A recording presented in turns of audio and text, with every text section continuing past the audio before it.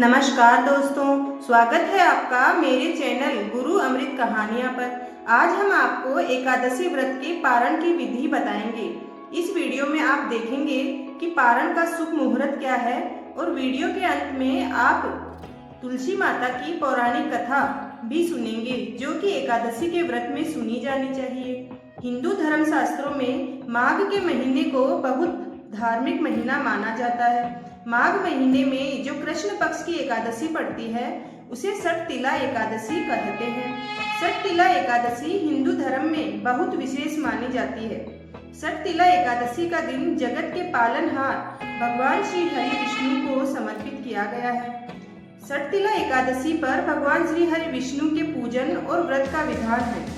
धार्मिक मान्यताओं के अनुसार इस एकादशी के दिन व्रत और पूजन से श्री हरि विष्णु की कृपा प्राप्त होती है।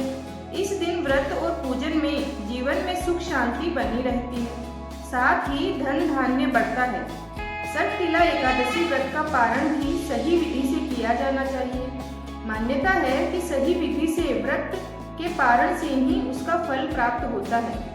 ऐसे में आइए जानते हैं षटतिला एकादशी के व्रत की पारण विधि। इससे पहले जानते हैं व्रत पारण का शुभ मुहूर्त। हिंदू पंचांग के अनुसार षटतिला एकादशी के व्रत का पारण 26 जनवरी को किया जाएगा।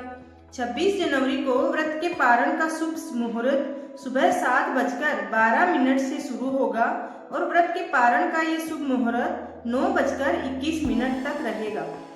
अब आइए जानते हैं पारण की विधि। षटतिला एकादशी के दिन यानी 26 जनवरी को सबसे पहले स्नान करके विधि विधान से श्री हरि विष्णु का पूजन करें। इसके बाद ब्राह्मणों को दान दक्षिणा दें, फिर व्रत का पारण करें। पूजा का जो भोग है उसे व्रत पारण के लिए पहले निवाले के रूप में ग्रहण करें, फिर चावल खाएं और सात्विक भोजन कर व्रत का पारण करें। व्रत पारण में तामसिक भोजन भूल कर भी नहीं करना चाहिए। ऐसा करने से व्रत पूजा व्यर्थ हो जाती है। अब सुनते हैं तुलसी माता की पौराणिक कथा। तुलसी मैया पूर्व जन्म में एक लड़की थी जिसका नाम वृंदा था। राक्षस कुल में जन्मी यह बच्ची बचपन से ही भगवान विष्णु की भक्त थी। जब वह बड़ी हुई तो उसका विवाह राक्षस कुल में ही दानवराज जलंधर से संपन्न हुआ। राक्षस जलंधर समुद्र से ही उत्पन्न हुआ था और भगवान शिव शंकर के तेज से जन्म लिया था। वृंदा बड़ी ही पतिव्रता स्त्री थी, सदा अपने पति की सेवा किया करती थी। एक बार देवताओं और दानवों में युद्ध हुआ।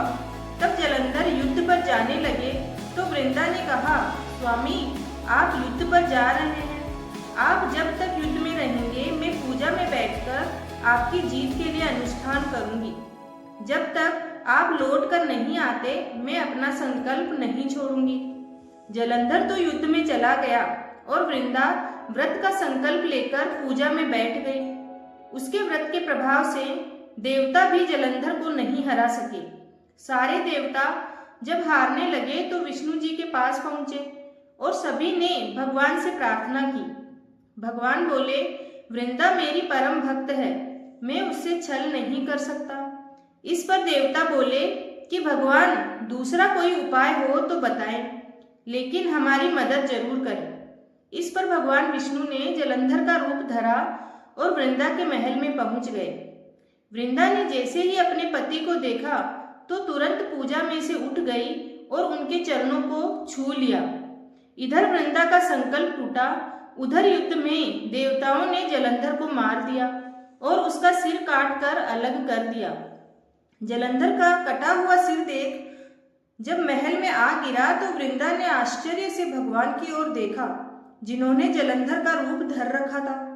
इस पर भगवान विष्णु अपने रूप में आ गए पर कुछ बोल नहीं सके। वृंदा ने कुपित होकर भगवान को श्राप दे दिया कि वे पत्थर के हो जाएं। इससे के चलते भगवान तुरंत पत्थर के हो गए। सभी देवताओं में हाहाकार मच गया। देवताओं की प्रार्थना के बाद वृंदा ने अपना श्राप वापस ले लिया। इसके बाद वे अपने पति का सिर लेकर सती हो गई। उनकी राख से एक पौधा निकला। जब भगवान विष्णु जी ने उस पौधे का नाम तुलसी रखा और कहा कि मैं इस पत्थर रूप में ही रहूंगा, जिसे शालिग्राम के नाम से तुलसी जी के साथ ही पूजा जाएगा।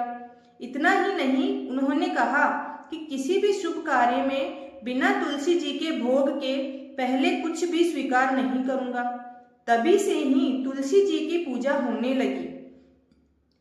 हर व्रत में तुलसी माता की कहानी की जाती है और तुलसी जी का विवाह कार्तिक मास में शालिग्राम जी से किया जाता है। साथ ही देवउठनी एकादशी के दिन इसी तुलसी विवाह के रूप में मनाया जाता है।